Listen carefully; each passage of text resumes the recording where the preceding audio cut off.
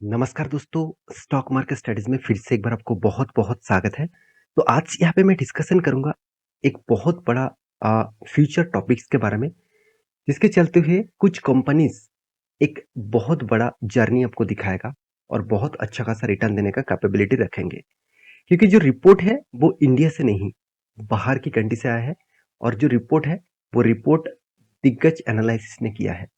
इस रिपोर्ट के चलते हुए इंडिया का इस सेक्टर का सबसे बड़ा ग्रोथ बढ़ने वाला है।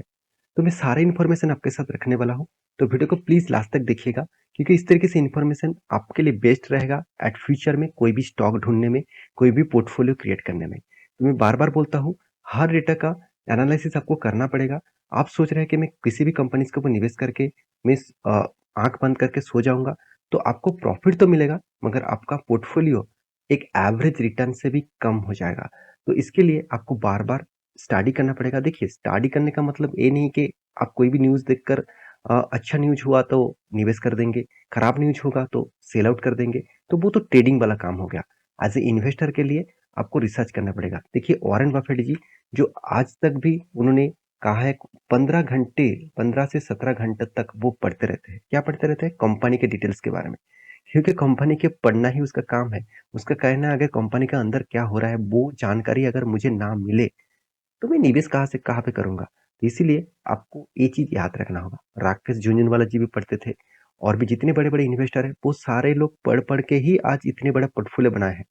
पढ़ने का मतलब है, आज डिजिटल एज है, वो डिजिटली पढ़ते हैं। पहले वो बुक्स लेकर पढ़ते थे, कंपनी का बैलेंस शीट मँगा के पढ़ते थे। तो ये चीज़ आपको करना पड़ेगा। तो इसीलिए मैं बार-बार बोलता हूँ, चैनल को सब्सक्राइब करिए इस इन्फॉर्मेशन पाने के लिए।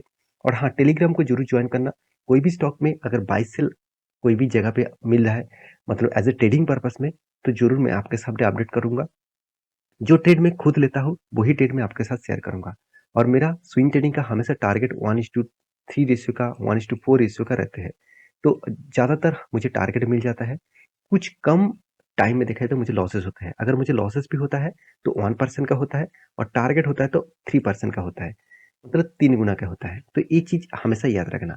तो चलो फटाफट देख लेते हैं आज के टॉपिक के बारे में।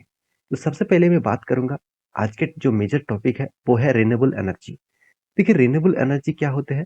जैसे विंड प्रोजेक्ट हो गया, जैसे सोलर प्रोजेक्ट हो गया, तो इस तरीके से प्रोजेक्ट को ग्रीन एनर्जी और रिन्यूएबल एनर्जी भी कहा जाता है।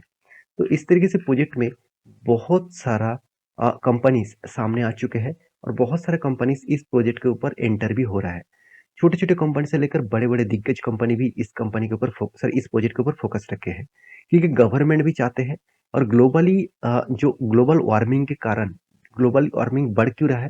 क्योंकि देखिए, इंडिया में अभी भी 70% से भी ज़्यादा जो पावर प्लांट चलते हैं, वो कोयला से चलते हैं। मतलब कोयला बॉयलिंग के माध्यम से पावर प्लांट पावर जनरेट करते हैं।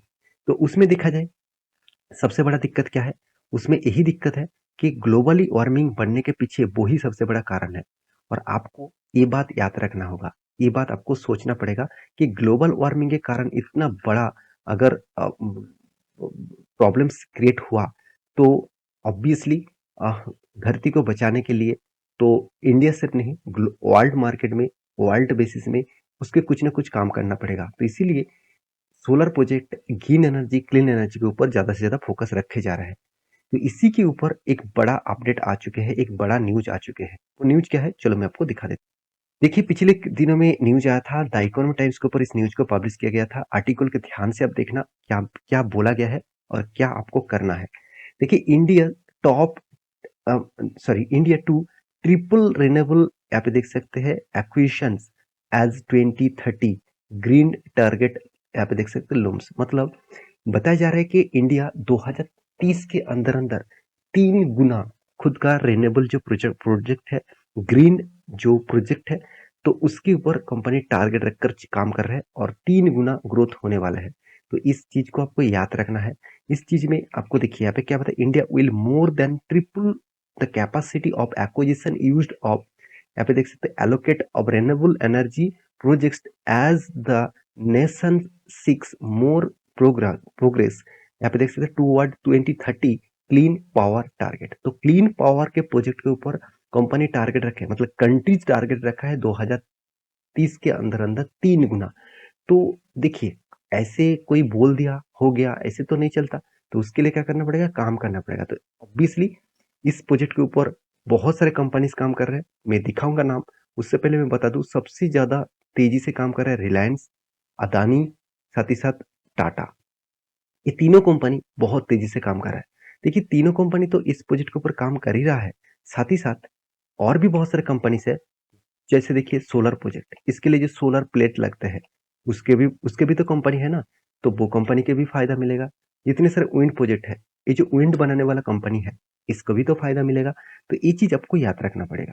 तो कंपनी जो टारगेट है, टोटल टारगेट 50 गीगावाट है सोलर प्रोजेक्ट के ऊपर एंड विंड प्रोजेक्ट के ऊपर करने वाला है, ड्यूरेशन मार्च 2024 के अंदर अंदर।